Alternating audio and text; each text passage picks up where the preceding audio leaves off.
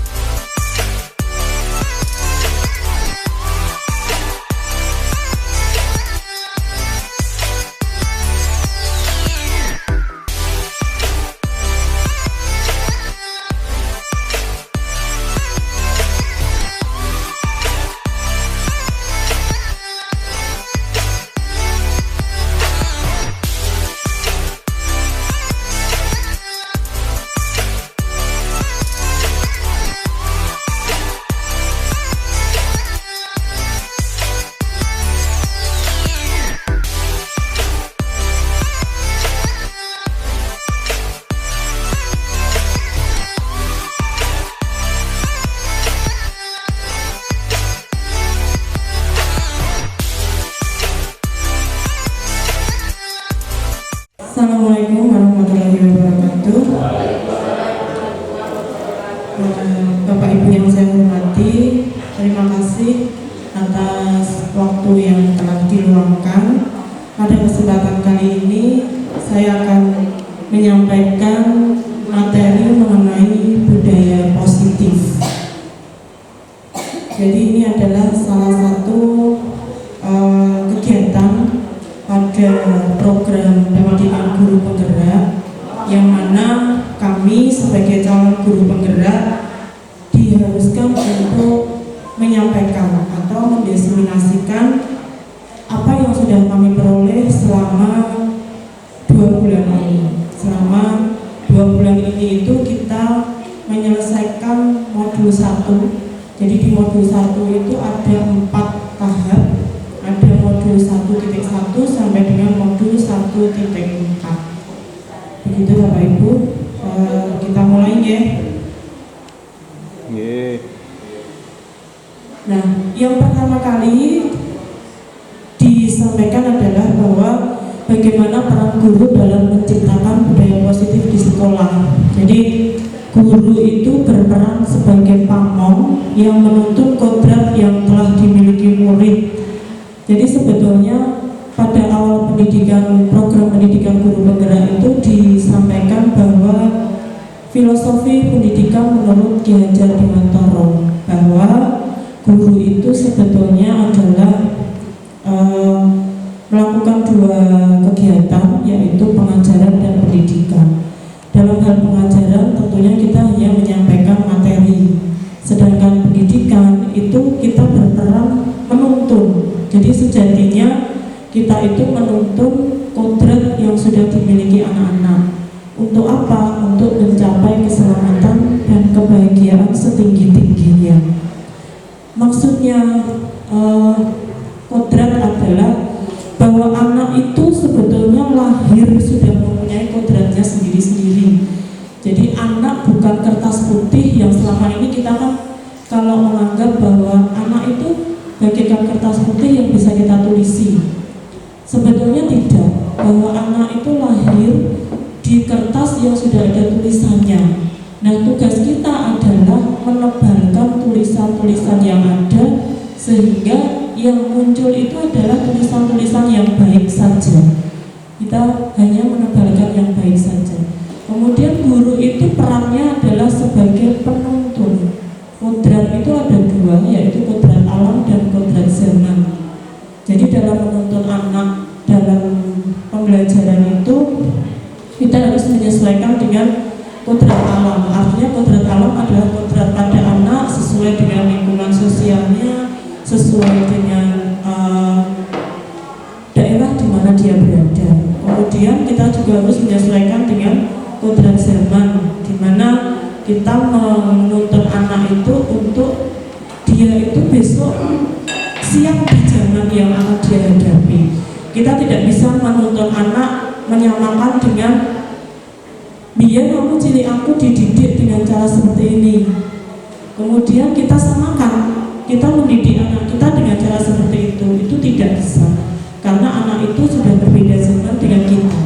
Jadi kita harus menyesuaikan sesuai dengan kodrat alam dan kodrat zaman yang dimiliki. Kemudian guru itu punya nilai-nilai, diantaranya adalah berpihak pada murid. Jadi kita itu harus istilahnya kalau di pelayanan itu kita melayani murid. Kita itu punya nasabah kita adalah murid. Sehingga kita harus berpihak pada murid, harus melayani murid dengan sebaik-baiknya. Kemudian diminta mandiri, reflektif, kita harus bisa kolaboratif, artinya kita harus bisa berkolaborasi dengan siapa saja, termasuk dengan murid dan dengan rekam maupun dengan orang tua. Kemudian inovatif, jadi bagaimana caranya kita mengembangkan inovasi untuk membimbing murid dalam pembelajaran. Kemudian guru berperan sebagai pemimpin pembelajaran yang dapat mewujudkan kepemimpinan murid. Jadi harapannya murid itu bisa mandiri sesuai dengan motivasi dalam dirinya sendiri. Jadi tidak perlu lagi kita kemudian memaksa kamu harus A, B, C, D, tapi tidak. Harapannya dia sudah punya, oh saya harus masuk jam sekian, maka saya harus datang jam sekian. Saya harus jam sekian itu saya mengikuti pelajaran di kelas, berarti saya harus mengikuti pelajaran di kelas. Harapannya seperti itu. Kemudian mendorong adanya kolaborasi yang dapat menggerakkan komunitas praktisi maupun menjadi coach bagi guru yang lain. Selain itu, guru harus mempunyai visi dan merumuskan prakarsa perubahan untuk mewujudkan mimpinya tersebut. Jadi yang punya visi tidak hanya sekolah, Bapak Ibu, diharapkan kita sebagai guru itu punya visi masing-masing. Kita itu pengennya anak seperti apa, dan kemudian diwujudkan dengan hal pertama yang harus kita lakukan apa. Kemudian setelah itu baru kita melaksanakan prakarsa perubahan itu, untuk intinya adalah menuntun anak agar dia selamat dan bahagia di zamannya masing-masing. Nah, ini tadi sudah saya sampaikan bahwa harus mempunyai motivasi dalam diri masing-masing, baik motivasi murid maupun motivasi guru. Jadi tindakannya itu tidak lagi terpengaruh pada hukuman ataupun penghargaan. Saya datang pagi karena menghindari supaya tidak dihukum, atau saya ada di kelas pertama supaya dapat hadiah, tidak lagi seperti itu. Saya lanjutkan saja. Ini, jadi konsep yang akan disampaikan adalah yang pertama, disiplin positif. Apa itu disiplin positif? Disiplin positif adalah tindakan-tindakan yang dilakukan dengan melakukan kontrol diri berdasar pada motivasi intrinsik yang tidak lagi terpengaruh pada hukuman ataupun penghargaan untuk mencapai tujuan mulia, yaitu menjadi seseorang yang merdeka. Jadi kurikulum merdeka itu ya harapannya anak-anak itu merdeka dalam hal mereka itu mampu menempatkan dirinya masing-masing dimanapun dia berada. Itu arti kata merdeka yang dimaksud. Jadi berdasarkan nilai-nilai kebajikan yang dihargai. Kebajikan itu kalau di sekarang yang sudah digaungkan, kebajikan universalnya adalah profil pelajar Pancasila. Jadi anak-anak itu diharapkan punya kebajikan seperti yang ada pada profil pelajar Pancasila. Yang kedua, teori kontrol. Coba kalau panjenengan berhadapan, panjenengan menggenggam sesuatu, bisa dipraktekkan mungkin panjenengan menggenggam sesuatu, kemudian misalkan Bu Kesi dan Bu Kesi yang menggenggam, Bu Kesi coba membuka genggamannya Bu Kesi. Nah, Bu Kesi kenapa dibuka? Karena diminta Bu Kesi. Berarti Bu Kesi sadar bahwa Bu Kesi bersedia diminta Bu Kesi untuk membuka. Adakah yang ketika diminta membuka kemudian tidak dibuka? Mungkin nggak seperti itu? Mungkin. Kenapa seperti itu? Saat tuh mau aku pengen buka, kan seperti itu nggih? Artinya, ya tangan-tanganku dewe, orang tak kayak kan gitu nggih. Atau mungkin ada yang dibujuk, tak ijoli duit sebut gitu, misalnya seperti itu. Nah, artinya ini bahwa yang bisa mengontrol itu adalah diri kita sendiri. Ketika Bu Kesi bersedia membuka, artinya Bu Kesi bersedia dikontrol oleh Bu Kesi. Itu teori kontrol. Jadi pada dasarnya yang dapat mengontrol apa yang dilakukan itu diri kita sendiri. Sama seperti anak manut dengan kita. Dan Bu kelas, ojo nek kantin ae. Dia kemudian masuk kelas. Artinya pada saat itu dia bersedia kita kontrol. Tapi ada kalanya anak itu akan punya pemikiran aku emoh. Nah, artinya berarti kita harus dengan bujukan, dengan paksaan. Nah, pada dasarnya yang bisa mengontrol itu adalah diri kita masing-masing. Itu teori kontrol. Jadi kita tuh tidak dapat mengontrol orang lain karena masing-masing orang lain itu punya pandangan, punya pikiran diri-diri, punya kebutuhan sendiri-sendiri, punya tujuan sendiri. Jadi kita intinya itu kita harus mampu memahami pandangan orang lain. Oh, ternyata dia punya alasan seperti itu. Itu kita harus mampu memahami itu. Nah, bukan memaksa setelah bujukan yang kita lakukan gagal. Misalkan, ayo mas, masuk, wayai masuk, ini pelajaran saya. Orang belum masuk, akhirnya kita bentak. Kau lebu orang, gitu. Nek orang lebu orang tak kayak biji, orang munggah, kan gitu. Jadi kita memaksa setelah kita gagal membujuk. Nah, lebu saya gelem. Nah, pada intinya kita harus sadar bahwa yang bisa mengontrol itu adalah diri masing-masing. Kita tidak bisa mengontrol orang lain termasuk mobil. Nah, ini tadi Bapak Ibu, teori motivasi. Jadi seseorang itu melakukan sesuatu ada 3 motivasi. Yang pertama untuk menghindari ketidaknyamanan atau hukuman. Yang kedua untuk mendapatkan penghargaan. Yang ketiga untuk menjadi diri sendiri, untuk menghargai diri sendiri berdasarkan nilai yang mereka percaya. Oh, aku yakin nek aku melebu pelajaran saya akan mendapatkan manfaat. Itu berarti dia berdasarkan motivasi diri mereka sendiri atau motivasi intrinsik. Bukan ketika aku melebu kelas nek orang mlebu engko orang diabsen wiwin bijiku orang metu. Atau aku mlebu kelas regane dijanjeni nek mlebu kelas engko aku entuk biji 80. Jadi ada 3 motivasi.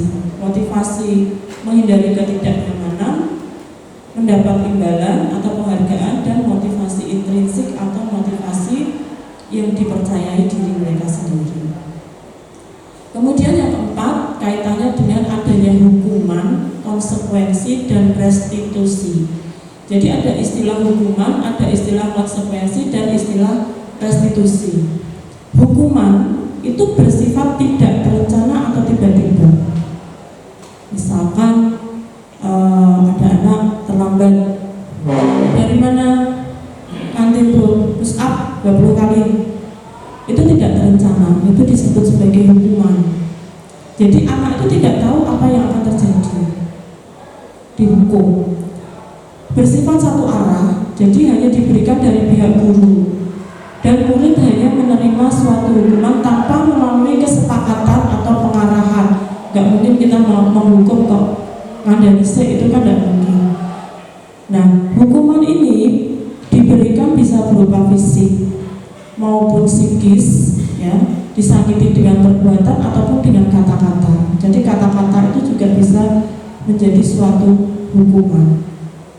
Bedanya dengan konsekuensi dan restitusi apa?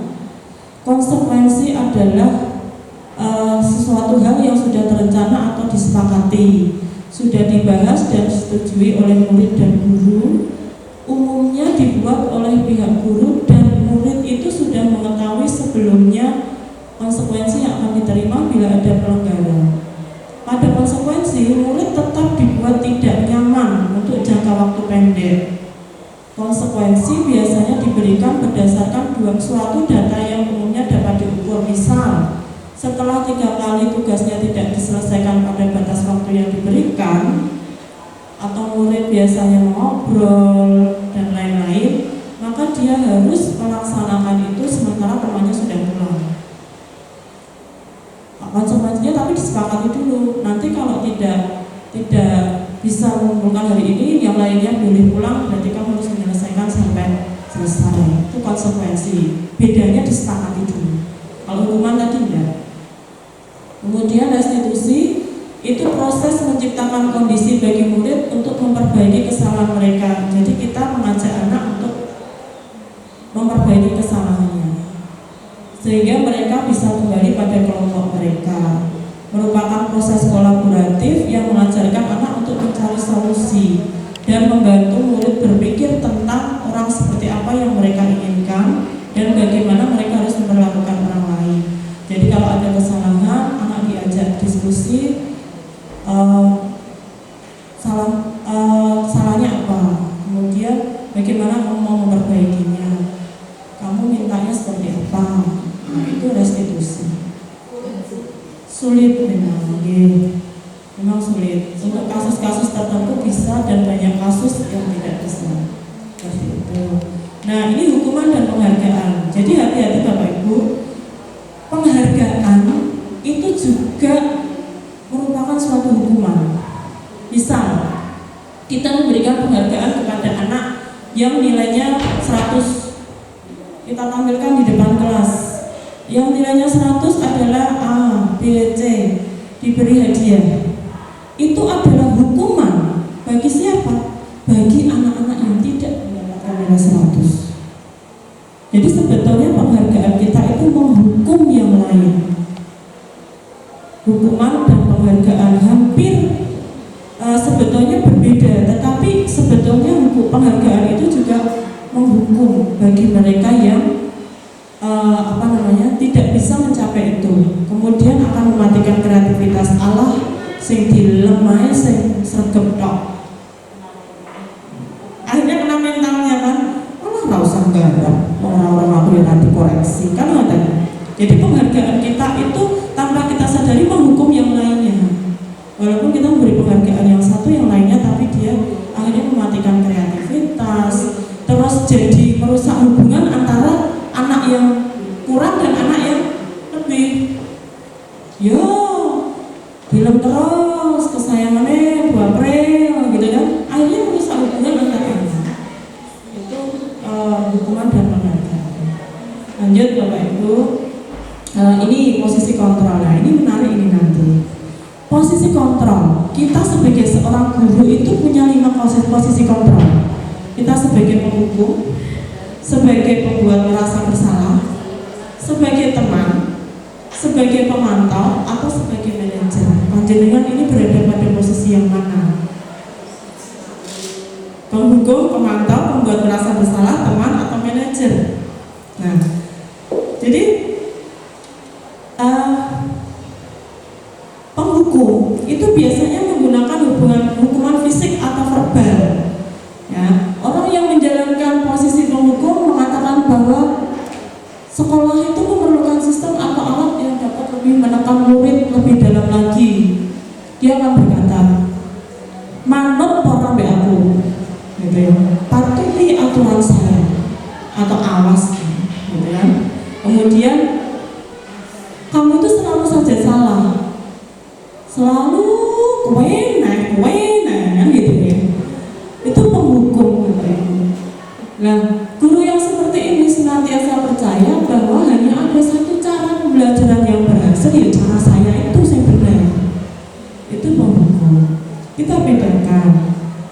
membuat merasa bersalah. Ini saya biasanya gitu. Guru itu akan bersuara lembut, tapi nyelekit. Lembut tapi nyelekit, membuat merasa bersalah. Jadi saya itu sudah ngomong berapa kali, Mas? Sudah ngomong berapa kali, gitu ya. Terus kalau nggak kamu, saya kecewa banget gitu. Ketoknya halus, tapi dia akan membuat anak itu merasa bersalah. Dia kemudian akan merasa, aku ini salah banget ya. Saya itu buruk sekali ternyata di hadapan Bu Wiwin. Rasanya akan seperti itu. Murid itu akan punya penilaian diri yang buruk tentang diri mereka, merasa tidak berharga, kemudian merasa mengecewakan orang-orang yang disayanginya. Saya setelah dapat ini, Bapak Ibu, tak ini sendiri ke diri saya. Oh iya, saya dengan anak saya sendiri kadang begitu. Akhirnya anak saya itu kan merasa, aku kok gak disayang ya. Jadi dia merasa bersalah. Begitu. Terus teman, nah pada posisi ini itu anak tidak akan menyakiti murid, tapi berupaya mengontrol murid melalui persuasi, bisa negatif ataupun positif. Ayolah, bantu saya biar saya nggak dimarahi Pak Kepala Sekolah. Ayo anda masuk, kurang kebakaran loh. Itu kita memposisikan diri sebagai teman. Jadi yang mungkin timbul itu ketika kita kemudian tidak pada suatu saat mengabaikan mereka atau cuek, mereka bekasi ku ini apa dari koncone kok saya tiga, akhirnya mereka kecewa, Bapak Ibu. Kemudian dia itu mungkin hanya akan bertindak untuk guru-guru tertentu. Aku malah Bu Tinae, Bu Tina koncoku. Dengan yang lain, mah Bu Wiwin kalau Bu Tinae. Akhirnya dia akan menganggap dia hanya satu guru saja. Ya, kenyataan Bu Tina. Nah, terus ini pemantau itu kita mengawasi. Biasanya kita berdasarkan data. Kalau ini tak delok-delok kamu sudah tidak masuk 10 kali. Itu pemantau. Jadi menggunakan sanksi atau konsekuensi tadi. Nek es gak mlebu ping 10, peraturannya apa? Diskors. Bu Isti ini mungkin. Es gak mlebu ping 10. Itu pemantau. Jadi Bapak Ibu itu menggunakan catatan-catatan. Kemudian yang terakhir adalah posisi manajer yang diharapkan dipunyai oleh Bapak Ibu guru. Jadi posisi yang bisa mempersilahkan murid mempertanggungjawabkan permasalahannya, perilakunya, kemudian meminta murid itu mengajak mempunyai solusi sendiri, kemudian berkolaborasi, apa yang kita yakini gitu ya. Kamu itu meyakininya enggak, gimana cara memperbaikinya.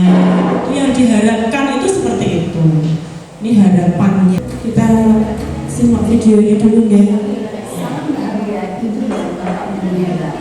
Dalam penerapan disiplin positif restitusi, salah satu proyek yang dikembangkan adalah 5 posisi kontrol.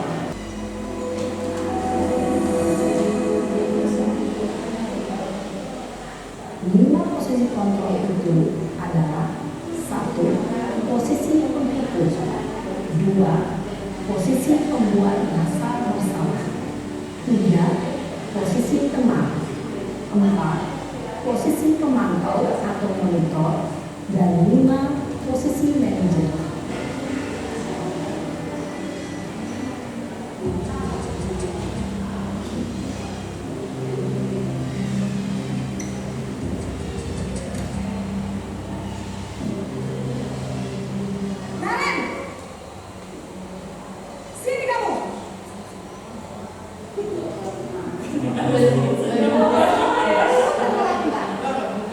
Kamu deh, pasti terlambat.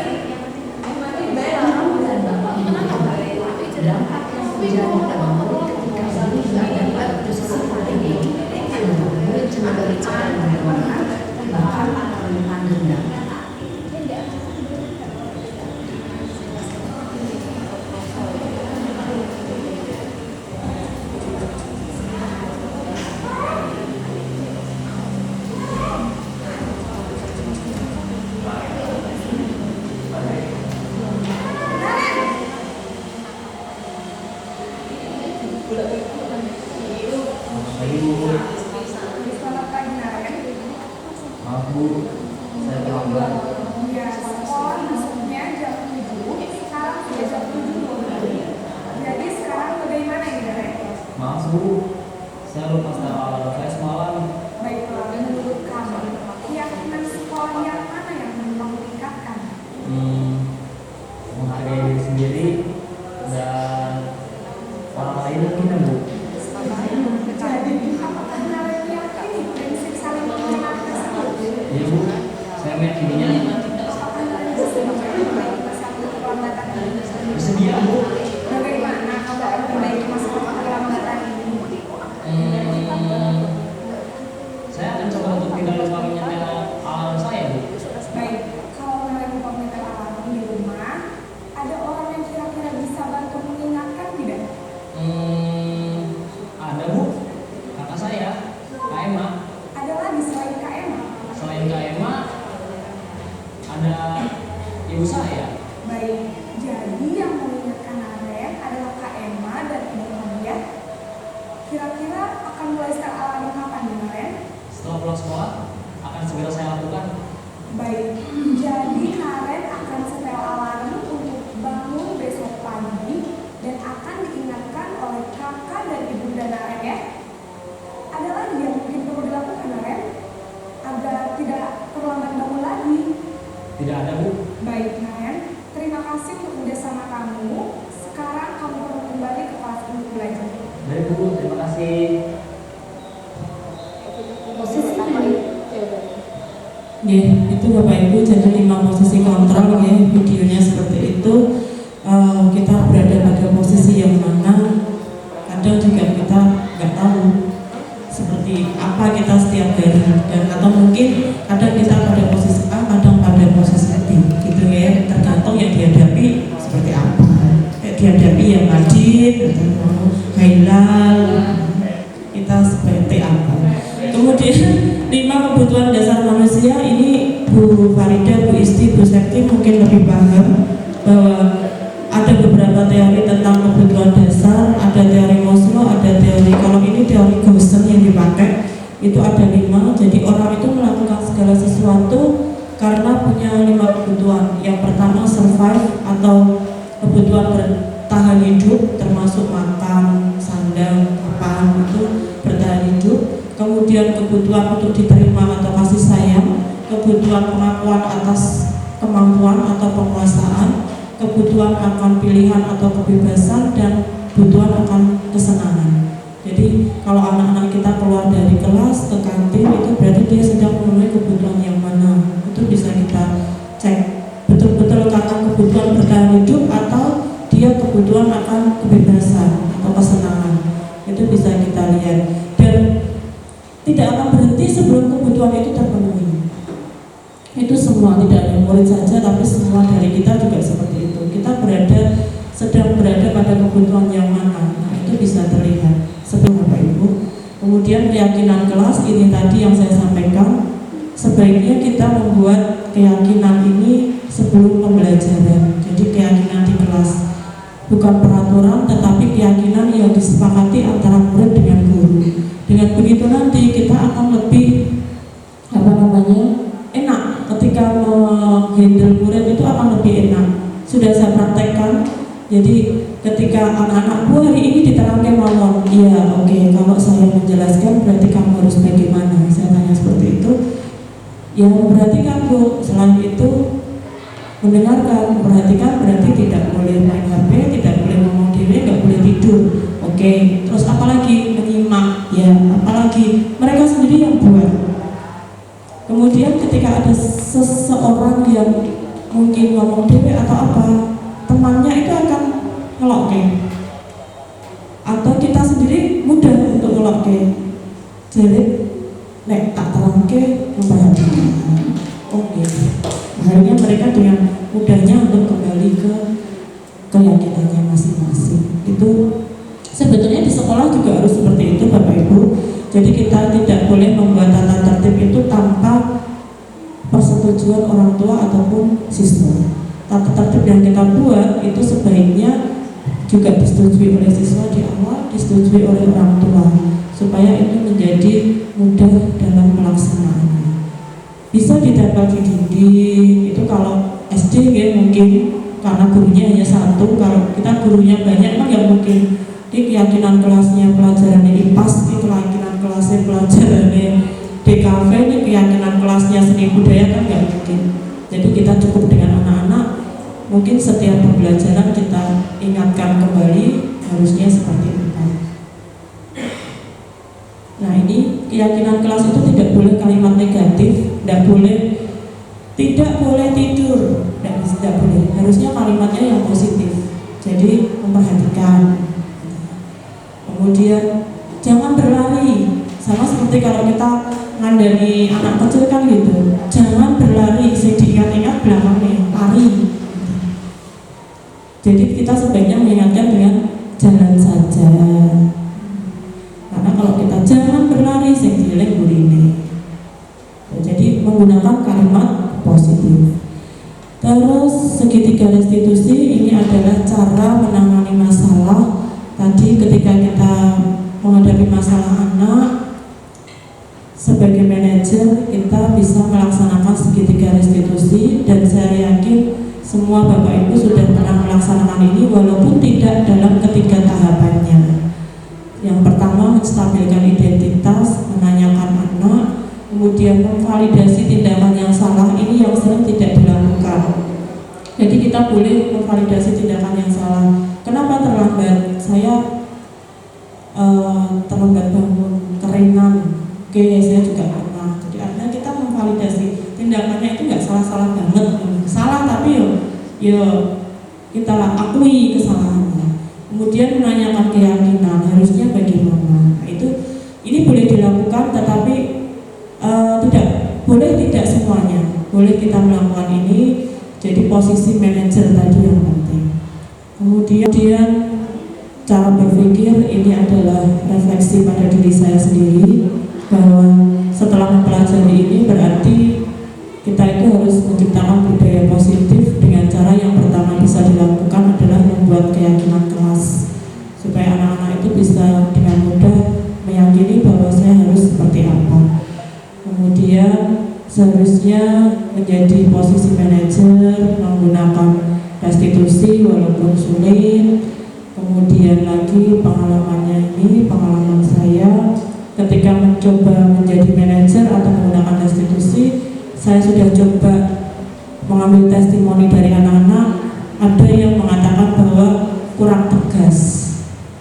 Yang mengatakan itu adalah anak yang dia selalu tidak dalam masalah. Jadi menganggap tindakan saya itu terhadap temannya itu kurang tegas. Oh, gak langsung dihukum gitu loh. Oh, tidak ditakok-takoi dan akhirnya tidak dihukum kan. Mereka menganggap gak adil bagi, harusnya tidak salah ya dihukum. Itu testimoni dari anak-anak ketika saya tanya, jawabannya seperti itu. Ya harusnya dihukum Bu. Kenapa ditakok-takoi tak?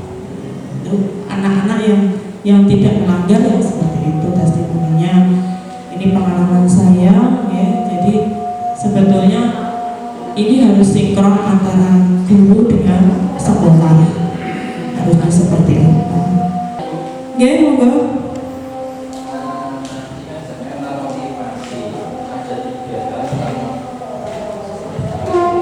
Tadi disampaikan ada motivasi, ada 3 hal yang disampaikan motivasi, yaitu yang pertama menghindari ketidaknyamanan, kemudian yang kedua untuk mendapatkan imbalan, kemudian yang ketiga menghargai diri sendiri atau nilai-nilai yang dipercaya sesuai dengan kebajikannya.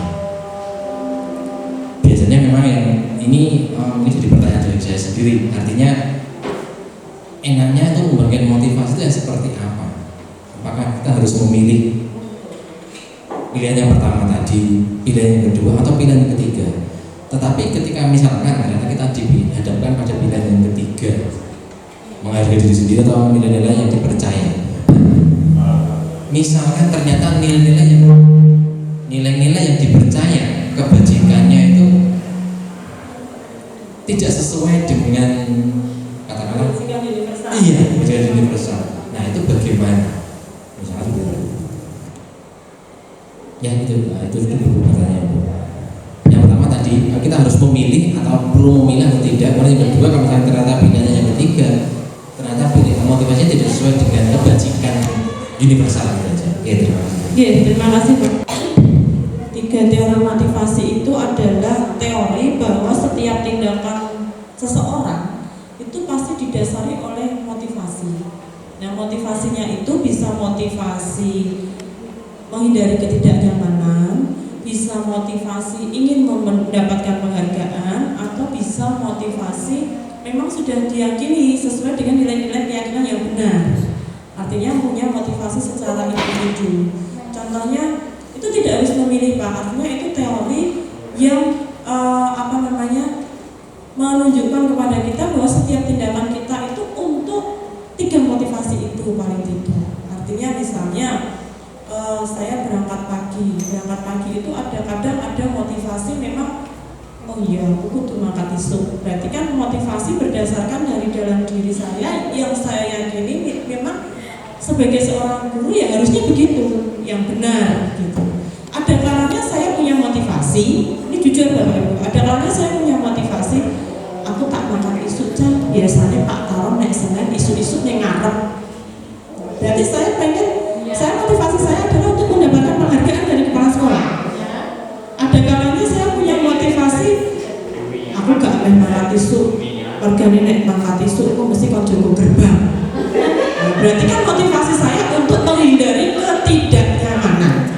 Artinya itu bukan pilihan, tetapi kadang-kadang setiap tindakan seseorang itu didasari oleh motivasi itu. Betul nggak? Oke. Yeah. Oh ya. Ya. Kalau ternyata nilai kebajikan yang saya yakini itu gak benar, gitu kan? Gak benar. Berarti harus ada motivasi eksternal, motivasi ekstrinsik dari orang lain yang harus mengingatkan. Jadi kadang seperti siswa bahwa mereka meyakini motivasinya yang benar begini, padahal itu gak benar. Berarti dia harus ada motivasi misalkan guru dan yang lain untuk mengingatkan. Harusnya seperti itu. Oke, kata nuwun, sampun. Ada lagi Bapak Ibu? Buatan nggih? Itu yang dapat saya sampaikan. Semoga yang sedikit ini bisa memberikan manfaat untuk kita semua. Semoga kedepannya bisa satu visi bagaimana kita menangani anak atau menuntun anak di sekolah ini. Matur nuwun untuk waktunya. Sekali lagi mohon maaf apabila ada hal-hal yang kurang berkenan. Bila itu